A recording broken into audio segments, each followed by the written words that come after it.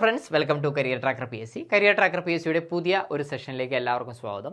നമ്മൾ ആധുനിക ഇന്ത്യ ചരിത്രം പഠിച്ചുകൊണ്ടിരിക്കുകയായിരുന്നു. ആധുനിക ഇന്ത്യ ചരിത്രത്തിൽ 1887 വിപ്ലവത്തെക്കുറിച്ചും അതിനുശേഷം നടന്നിട്ടുള്ള കുറച്ച് സംഭവങ്ങളെക്കുറിച്ചും അതുപോലെ തന്നെ ഇന്ത്യയിലെ നവോത്ഥാന സംഭവങ്ങളെക്കുറിച്ചൊക്കെ നമ്മൾ എന്ത് ചെയ്തു, നമ്മൾ പറഞ്ഞിരുന്നു. 1857 വിപ്ലവം ഉണ്ടാവാനുള്ള കാരണങ്ങളും ആരൊക്കെയായിരുന്നു അതിന് നേതൃത്വം നൽകിയത്, ഏതെല്ലാം മേഖലകളിലായിരുന്നു, അതിൻ്റെ കാരണങ്ങൾ എന്തായിരുന്നു, റിസൾട്ട് എന്തായിരുന്നു എന്നെല്ലാം നമ്മൾ എന്ത് ചെയ്തതാണ്, നമ്മൾ ഡീറ്റെയിൽ ആയിട്ട് പഠിച്ചതാണ്. അതിനുശേഷം നമ്മൾ എന്ത് ചെയ്തിരുന്നു, ഇന്ത്യയിൽ നവോത്ഥാന പ്രസ്ഥാനങ്ങളെക്കുറിച്ച് എന്ത് ചെയ്തിരുന്നു, പറഞ്ഞിരുന്നു. അതിനുള്ള കാരണം എന്താണ്, അതിന് നേതൃത്വം നൽകിയവർ ആരൊക്കെയാണെന്നൊക്കെ പറഞ്ഞിട്ട് ചില ഓർഗനൈസേഷനുകളുടെ പേരുകളും എല്ലാം നമ്മൾ എന്ത് ചെയ്തിരുന്നു, കഴിഞ്ഞ ക്ലാസ്സുകളിലായിട്ട് പഠിച്ചിട്ടുണ്ട്. ഇത് നമ്മൾ ആ ക്ലാസ്സിൻ്റെ ഒരു തുടർച്ചയായിട്ടാണ് എന്ത് ചെയ്യാൻ പോകുന്നത്, നമ്മൾ പഠിക്കാൻ പോകുന്നത്. നമ്മൾ നവോത്ഥാനം തന്നെയാണ് പഠിക്കാൻ പോകുന്നത്. രാമകൃഷ്ണ പരമഹംസ, നമ്മൾ കേട്ടിട്ടുള്ള ഒരു പേരാണ് രാമകൃഷ്ണ പരമഹംസ എന്ന് പറയുന്നത്. ആരായിരുന്നു അദ്ദേഹം? A religious leader who taught that all religions are different paths leading to the same God. ഒരേ ദൈവത്തിലേക്കുള്ള വ്യത്യസ്ത വഴികളാണ് പല മതങ്ങളും എന്ന് വാദിച്ച ഒരു വ്യക്തിയായിരുന്നു ആരെന്ന് പറയുന്നത് രാമകൃഷ്ണ പരമഹംസ. അപ്പോൾ ഒരേ ഒരു ദൈവത്തിലേക്കുള്ള പല പാതകളാണ് വ്യത്യസ്ത റിലീജിയനുകൾ, മതങ്ങൾ എന്നുള്ളൊരു ഫിലോസഫി മുന്നോട്ട് വെച്ച വ്യക്തിയാണ് ആരെന്ന് പറയുന്നത് രാമകൃഷ്ണ പരമഹംസ എന്ന് പറയുന്നത്. ഓർത്ത് വയ്ക്കേണ്ട ഒരു പേരാണ്. His original name was Gadadhar Chattopadhyay. Important question ആണ്, ഒരു പ്രാവശ്യം ചോദിച്ചിട്ടുണ്ട്. ഗദാധർ ചത്തോപാധ്യായ. അദ്ദേഹത്തിൻ്റെ ശരിക്കുള്ള പേര് എന്ന് പറയുന്നത് ഗദാധർ ചത്തോപാധ്യായ. അതുപോലെ തന്നെ അദ്ദേഹം അറിയപ്പെട്ടിരുന്നത് രാമകൃഷ്ണ പരമഹംസ. ജീവിച്ചിരുന്ന ഒരു കാലഘട്ടം ജസ്റ്റ് അറിഞ്ഞു വെച്ചാൽ മതി, ഡയറക്റ്റ് ആയിട്ട് അങ്ങനെ ചോദിക്കൊന്നുമില്ല. എന്ന് ജനിച്ചു, എന്ന് മരിച്ചു എന്നുള്ള രീതിയിലൊന്നും ചോദ്യങ്ങൾ ഇതുവരെ വന്നിട്ടില്ല. എന്നാലും നമുക്ക് ആ ഒരു ടൈം ലൈൻ ഓർത്ത് വയ്ക്കാൻ വേണ്ടിയിട്ട് എന്ത് ചെയ്യുക, ഓർത്ത് വയ്ക്കുക. 1834 മുതൽ 1886 വരെയായിരുന്നു അദ്ദേഹം ജീവിച്ചിരുന്നത്. അദ്ദേഹത്തിൻ്റെ വളരെ ഫേമസ് ആയിട്ടുള്ള ഒരു ശിഷ്യൻ, ഡിസിപ്പിൾ ആയിരുന്നു ആരെന്ന് പറയുന്നത് സ്വാമി വിവേകാനന്ദ എന്ന് പറയുന്നത്. നമുക്കറിയാം, സ്വാമി വിവേകാനന്ദനെ കുറിച്ച് നമ്മൾ കേട്ടിട്ടുണ്ട്, നമ്മൾ പഠിച്ചിട്ടുണ്ട്. അപ്പോൾ അദ്ദേഹത്തിൻ്റെ യഥാർത്ഥ പേര് എന്ന് പറയുന്നത് നരേന്ദ്രനാഥ ദത്ത. അപ്പോൾ നേരത്തെ നമ്മൾ പറഞ്ഞത് രാമകൃഷ്ണ പരമഹംസയുടെ യഥാർത്ഥ പേരായിരുന്നു. ഇപ്പോൾ നമ്മൾ പഠിക്കാൻ പോകുന്നത് വിവേകാനന്ദനെ കുറിച്ചാണ്. വിവേകാനന്ദൻ എന്ന് പറഞ്ഞു കഴിഞ്ഞാൽ രാമകൃഷ്ണ പരമഹംസൻ്റെ ശിഷ്യനാണ്, ഡിസിപ്പിളാണ്. അദ്ദേഹത്തിൻ്റെ യഥാർത്ഥ പേര് എന്ന് പറയുന്നത് നരേന്ദ്രനാഥ് ദത്ത. അദ്ദേഹത്തിൻ്റെ ജന്മദിനം എന്ന് പറയുന്നത് ജനുവരി 12 വളരെ ഇമ്പോർട്ടൻ്റ് ആണ്. അത് നമ്മൾ ആചരിക്കുന്നത് ദേശീയ യുവജന ദിനമായിട്ടാണ് ആചരിക്കുന്നത്. നമുക്കറിയാം, കഴിഞ്ഞ മാസം ജനുവരി ആയിരുന്നു. അപ്പോൾ ആ മാസം ജനുവരി 12 എന്ത് ചെയ്തിരുന്നു, ദേശീയ യുവജന ദിനമായിട്ട് നമ്മൾ ആചരിച്ചിരുന്നു. അപ്പോൾ അത് ആരുടെ ജന്മദിനമാണ് നമ്മൾ ദേശീയ യുവജന ദിനമായിട്ട് ആചരിക്കുന്നത് എന്നുള്ള രീതിയിൽ മുൻവർഷത്തിൽ ചോദ്യം ചോദിച്ചിട്ടുണ്ട്. ആരുടെയാണ്? വിവേകാനന്ദൻ്റെ ജന്മദിനമാണ് അത് യുവജന ദിനമായിട്ട് എന്ത് ചെയ്യുന്നത്, നമ്മൾ ആചരിക്കുന്നത്. ഇദ്ദേഹത്തെക്കുറിച്ച് പറയുമ്പോൾ വളരെ ഇമ്പോർട്ടൻ്റ് ആയിട്ടുള്ള രണ്ട് മീറ്റിങ്ങുകളെ കുറിച്ച് പറയാനുണ്ട്. ഒന്ന് പാർലമെൻറ്റ് ഓഫ് റിലീജിയൻസ് ഇൻ ചിക്കാഗോയിലെ മതസമ്മേളനത്തിൽ അദ്ദേഹം പങ്കെടുത്തൊരു വർഷം നിർബന്ധമായിട്ട് പഠിക്കണം. അത് ചോദിച്ചിട്ടുണ്ട്. 1893 അത് അദ്ദേഹത്തിൻ്റെ വളരെ ഫേമസ് ആയിട്ടുള്ളൊരു സ്പീച്ച് ഉണ്ട്. നമുക്കത് ഇൻ്റർനെറ്റിലൊക്കെ സെർച്ച് ചെയ്യുകയാണെന്നുണ്ടെങ്കിൽ ആ ഒരു സ്പീച്ച് കിട്ടും. അപ്പോൾ ആ ഒരു സ്പീച്ച് വളരെ ഇമ്പോർട്ടൻ്റ് ആണ്. ആ ഒരു വർഷവും എന്താണ്, വളരെ ഇമ്പോർട്ടൻ്റ് ആണ്. Parliament of religions in Chicago.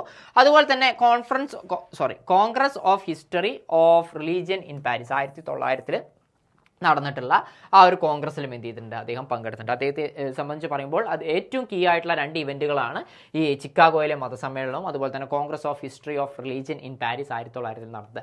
ഇത് വർഷം ചോദിച്ചിട്ടുണ്ട്, വെരി വെരി ഇമ്പോർട്ടൻ്റ്. ഇനി അദ്ദേഹത്തിൻ്റെ ഒരു ഫിലോസഫി എന്തായിരുന്നു എന്ന് ചോദിച്ചു കഴിഞ്ഞാൽ taught neo Hinduism and the principle that service to mankind is service to God. നമ്മൾ മനുഷ്യന് നൽകുന്ന ഒരു സേവനം എന്ന് പറയുന്നത്, ഒരു മനുഷ്യൻ മറ്റൊരു മനുഷ്യന് നൽകുന്ന ഒരു സേവനം എന്ന് പറയുന്നത് ദൈവത്തിന് നൽകുന്ന ഒരു സേവനത്തിന് തുല്യമാണ് എന്നുള്ള ഒരു ഫിലോസഫി മുന്നോട്ട് വെച്ച വ്യക്തിയായിരുന്നു ആരെന്ന് പറയുന്നത് ശ്രീ വിവേകാനന്ദൻ എന്ന് പറയുന്നത്. Service to mankind is service to God. Important ആണ്. ഇനി ഇദ്ദേഹം ഒരു ഓർഗനൈസേഷൻ ഉണ്ടാക്കുന്നുണ്ട്. ആ ഓർഗനൈസേഷൻ്റെ പേരാണ് രാമകൃഷ്ണ മിഷൻ എന്ന് പറയുന്നത്. 1897 അദ്ദേഹം ഉണ്ടാക്കുന്നത്.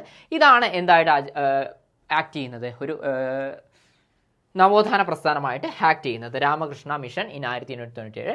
ഹെഡ് ക്വാർട്ടേഴ്സ് ഏതാണെന്നുള്ളത് PSC PYQയിൽ ചോദിച്ചിട്ടുള്ളതാണ്. ബേലൂർ മഠാണ്, കൽക്കട്ടയിലുള്ള ബേലൂർ മഠമാണ് എന്തിൻ്റെ ഹെഡ് ക്വാർട്ടേഴ്സ് എന്ന് പറയുന്നത്, രാമകൃഷ്ണ മിഷൻ്റെ ഹെഡ് ക്വാർട്ടേഴ്സ് എന്ന് പറയുന്നത്.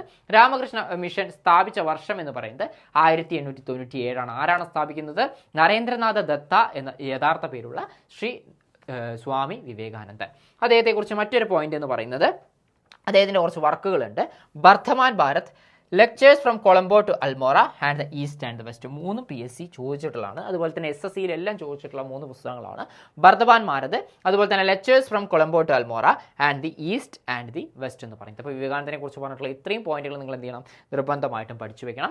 അടുത്തൊരു ഭാഗം എന്ന് പറയുന്നത് ആര്യ സമാജും അതുപോലെ തന്നെ ദയാനന്ദ സരസ്വതിയെയും കുറിച്ചാണ്. ആര്യ സമാജം നമ്മൾ കേട്ടിട്ടുണ്ട്. അപ്പോൾ ആരായിരുന്നു സ്വാമി ദയാനന്ദ സരസ്വതി? അദ്ദേഹത്തിൻ്റെ യഥാർത്ഥ പേര് എന്ന് പറയുന്നത് മുൾശങ്കറാണ്. അപ്പോൾ നമ്മൾ ഈ ഓരോ നവോത്ഥാന നായകന്മാരെ കുറിച്ച് പറയുമ്പോഴും ഇവരുടെ യഥാർത്ഥ പേരും പേരും ഇവർ അറിയപ്പെട്ടിരുന്ന പേരും പറയുന്നുണ്ട്. അത് പഠിച്ചു വെക്കണം, കാരണം എന്ത് ചെയ്തിട്ടുണ്ട്, PSC അത് ചോദിച്ചിട്ടുണ്ട്.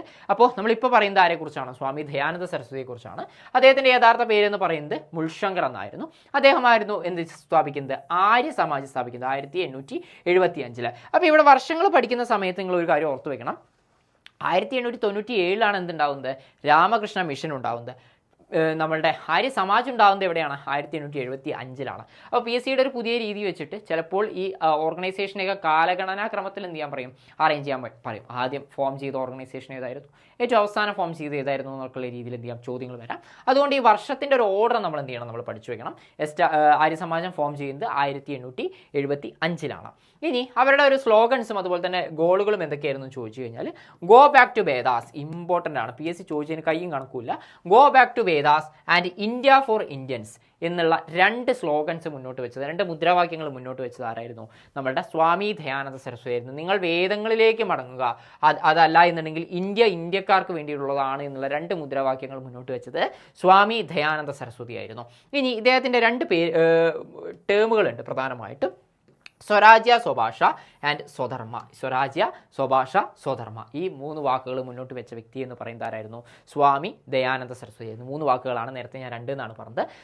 സ്വരാജ്യ, സ്വഭാഷ, സ്വധർമ്മ. ഈ 3 വാക്കുകൾ, ഈ 3 ടേമുകൾ മുന്നോട്ട് വെച്ച വ്യക്തി എന്ന് പറയുന്നത് ആരായിരുന്നു? സ്വാമി ദയാനന്ദ സരസ്വതി ആയിരുന്നു. ഇത് ഇമ്പോർട്ടൻ്റ് ആണ്. ഗോ ബാക്ക് ടു വേദാസ്, നിങ്ങൾ വേദങ്ങളിലേക്ക് മടങ്ങുക, അല്ലെങ്കിൽ ഇന്ത്യ ഇന്ത്യക്കാർക്ക് എന്നുള്ള 2 മുദ്രാവാക്യങ്ങൾ. ഇനി അദ്ദേഹത്തിൻ്റെ പ്രധാനപ്പെട്ട ഒരു വർക്ക് ഉണ്ട്, സത്യാർത്ഥ പ്രകാശാണ്. നേരത്തെ നമ്മൾ വിവേകാനന്ദനെ കുറിച്ച് പറഞ്ഞപ്പോൾ 3 പുസ്തകങ്ങളെ കുറിച്ച് പറഞ്ഞിരുന്നു.